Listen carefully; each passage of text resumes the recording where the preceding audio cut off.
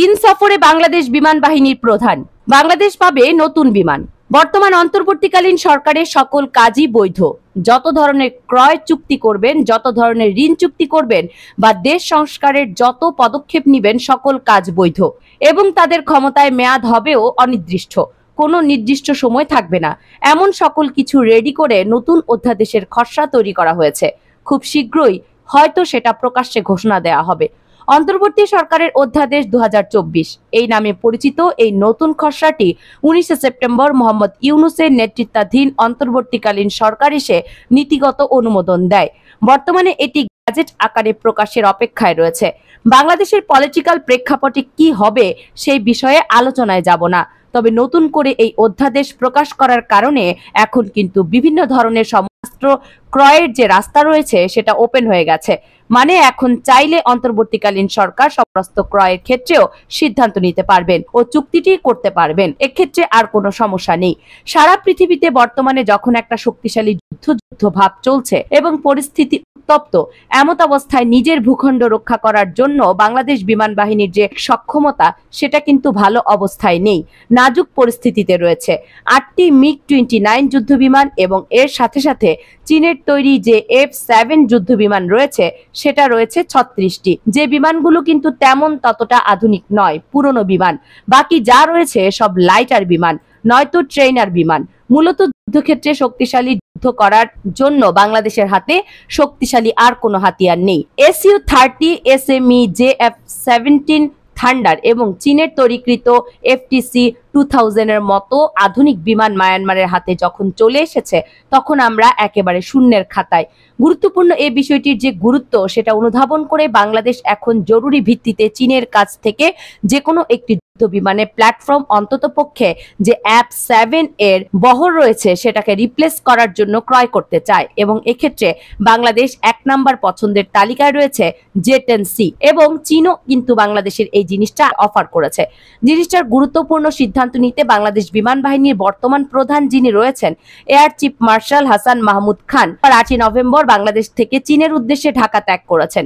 সেখানে কিন্তু গুরুত্বপূর্ণ এই বিষয়টিকে কেন্দ্র করে নেক্সট লেভেলের যে রয়েছে সেটা হবে। অত্যন্ত গুরুত্বপূর্ণ বিষয়টিকে কেন্দ্র করে আপনাদের বলে রাখা ভালো যে বাংলাদেশ বিমান বাহিনীর প্রধান কে, চীনের যে বিমান বাহিনীর প্রধান রয়েছে a commander of the Chinese people's air force, তারা সরাসরি আমন্ত্রণ করেছে এবং 9 নভেম্বর থেকে 15 নভেম্বর পর্যন্ত বাংলাদেশ বিমান বাহিনীর প্রধান চীন সফর করবেন। এ সফরকালে বাংলাদেশ বিমান বাহিনীর প্রধান বর্তমানে চীনে অনুষ্ঠিতব্য যে 15তম national aviation and aerospace exhibition রয়েছে, যেটাকে জুহাই এয়ার শো বলা হয়, সেখানে যোগদান করবেন এবং বিভিন্ন ফোরামে অংশগ্রহণ করবেন। এছাড়াও বিমান বাহিনীর প্রধান চাইনিজ PLA এয়ারফোর্সের বিভিন্ন ইউনিট, কলেজ এবং উৎপাদন সেক্টর, এছাড়াও China national arrow technology import and export corporation তার হেডকোয়ার্টারে যাবেন। সেখানে কিন্তু গুরুত্বপূর্ণ বৈঠকটা হবে।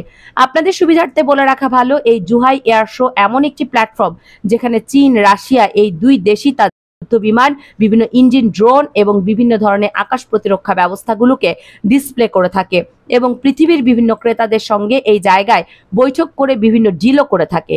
এর পূর্বে বাংলাদেশ যে বিমান ক্রয় করেছিল চীনের কাছ থেকে, সেটা এই জুহাই এয়ার শো থেকেই অফার পেয়েছিল।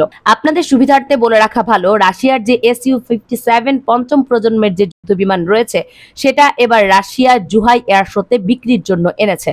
এছাড়াও চীন প্রথমবারের মতো যুক্তরাষ্ট্রের যে F-35 লাইটনিং যুদ্ধ বিমান রয়েছে তারও হুবহু কপি যেটা তৈরি করেছে, যেটার মডেল নাম্বার দিয়ে তারা J-35A, সেটাও কিন্তু এই জুহাই এয়ার শোতে প্রথমবার শো করছে বিক্রির জন্য। এই বিষয়গুলো নিয়ে বড় বড় ক্রেতা আসবে, তো বাংলাদেশের প্রেক্ষাপটে সেটা একেবারে সীমিত। পৃথিবীর বিভিন্ন দেশে এয়ার শো হয় এবং বাংলাদেশ বিমান বাহিনীর পক্ষ থেকে একটা টিম থাকে মোটামুটি পৃথিবীর বিভিন্ন দেশের এয়ার শোতে। প্রতি বছরই কিন্তু তারা যান সফরে। তবে এবারের চীনের যে জুহাই এয়ার শো রয়েছে সেটার গুরুত্ব ভিন্ন, কারণ এবার প্রথমবারের মতো বাংলাদেশ বিমান বাহিনীর প্রধান নিজের সশরীরে তার টিম নিয়ে উচ্চপদস্থ যে শক্তিশালী টিম রয়েছে তা নিয়ে এই জুহাই এয়ার শোতে গিয়েছেন। এটা একটা নজিরবিহীন ঘটনা, কারণ কোনো বিমান বাহিনী প্রধান নিজে কখনো এ ধরনের এয়ার শোতে যান না, বড় কোনো ডিল না হলে যান না, এমন নজির নেই। কিন্তু এইবার চীন সফর বাংলাদেশ বিমান বাহিনী প্রধানের খুবই গুরুত্বপূর্ণ সহকারে শুধু বাংলাদেশ নয়, ভারত সহ যে পশ্চিমা কাউন্টার রয়েছে তারাও কিন্তু খুব গুরুত্ব সহকারে দেখছে। চীন বহুদিন ধরেই কিন্তু তাদের যে J-10 এর প্ল্যাটফর্ম রয়েছে সেটা আমাদের অফার করে আসছে, কারণ এই বিমানটি পরিচালনা করার জন্য আলাদাভাবে আমাদের কোনো ধরনের কিন্তু ট্রেনার বিমান ক্রয় করার প্রয়োজন নেই। আমাদের রাশিয়ার কাছে ক্রয়কৃত যে Yak-130 রয়েছে তার মাধ্যমে কিন্তু এই বিমানটি পরিচালনার যে ট্রেনিং রয়েছে সেটা দেয়া যাবে।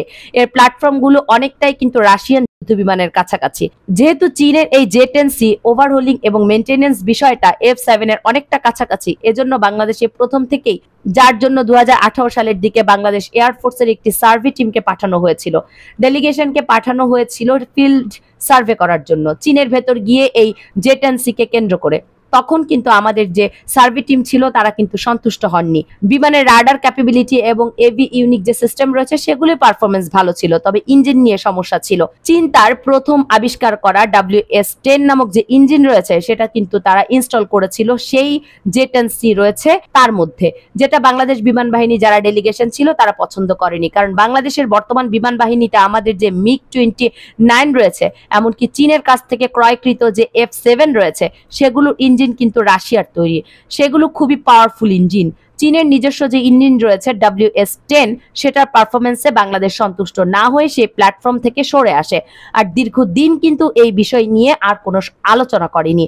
চীন এখন তাদের J-10CE ভেরিয়েন্টের নতুন যে যুদ্ধ বিমান রয়েছে সেখানে তাদের নিজস্ব ইঞ্জিন WS-10 বাতিল করে রাশিয়ার রোস্টেক কর্পোরেশন ও ইউনাইটেড ইঞ্জিন কর্পোরেশনের UEC এর যে নতুন ইঞ্জিন রয়েছে AL-31 FL5 সিরিজের সেটা যুক্ত করতে যাচ্ছে। আর এই ইঞ্জিন কিন্তু যুক্ত করে যে একটা প্রোটোটাইপ তৈরি করেছে নতুন J-10C, সেটা এই জুহাই এয়ার শোতে পারফরমেন্স করবে। বাংলাদেশ বিমান বাহিনীর প্রধান এবং বাংলাদেশ টেকনিক্যাল কর্মকর্তা সশরীরে রাশিয়ান ইঞ্জিনে চীনের যে J-10C রয়েছে সেটার পারফরমেন্স দেখবেন। অত্যন্ত গুরুত্বপূর্ণ বিষয়টিকে কেন্দ্র করে জাপানে যে বিখ্যাত সংবাদ মাধ্যম রয়েছে ইউরেশিয়ান টাইমস, তারা কিন্তু এই খবর নিশ্চিত করেছে যে বাংলাদেশ বিমান বাহিনী প্রধান এবং চীনের সঙ্গে এই বিষয় নিয়ে এই ডেলিগেশনটা হবে। চীনের যে ইঞ্জিন রয়েছে WS-10 সেটা চীনের নতুন আবিষ্কার করা, খুব একটা বেশি দিন হয়নি তারা আবিষ্কার করেছে। তবে রাশিয়ার এই যে AL-31 টাইপের যে ইঞ্জিন রয়েছে সেটা রাশিয়া বহুদিন ধরে ব্যবহার করছে, এবং রিসেন্টলি 5 সিরিজের যে ইঞ্জিন রয়েছে সেটা রাশিয়া তাদের Su-35 যুদ্ধ বিমানের কিছু ভ্যারিয়েন্টের ব্যবহার করেছে এবং সেটা ভালো পারফরমেন্স দেখিয়েছে ইউক্রেনের যুদ্ধক্ষেত্রে। সুতরাং এই ইঞ্জিনটা ব্যাটল প্রুফ, যার জন্য কিন্তু বাংলাদেশ বিমান বাহিনী এতটা আগ্রহী। চীনের যুদ্ধ বিমান ইঞ্জিন হতে হবে রাশিয়ার, এবং চীন বাংলাদেশকে যে $5 বিলিয়ন ঋণ দিতে চেয়েছিল নগদ অর্থে, সেই অর্থ থেকেই কিন্তু এই বিমানগুলো ক্রয় করা হবে। এমন অফার নিয়েই কিন্তু বর্তমানে কাজ হচ্ছে, চূড়ান্ত সিদ্ধান্ত এখনো হয়নি, কারণ সেটা পরীক্ষা করা হবে আগামী 2 থেকে 1 দিনের মধ্যেই। সুতরাং ধাপে ধাপে যে আপডেটগুলো আসবে আপনাদের আমি জানিয়ে দেব। গুরুত্বপূর্ণ এই বিষয়ে আমরা চীনের প্ল্যাটফর্মের দিকে এবং চীনকে সামরিক সহযোগী হিসেবে আমরা আবার গ্রহণ করতে যাচ্ছি এবং শক্তিশালী সম্পর্ক স্থাপন করতে যাচ্ছি। এই বিষয়গুলোকে কেন্দ্র করে আপনি কিভাবে দেখছেন তা কমেন্টস করে লিখবেন। কামরুন নাহার রাখি, KNR মিডিয়া।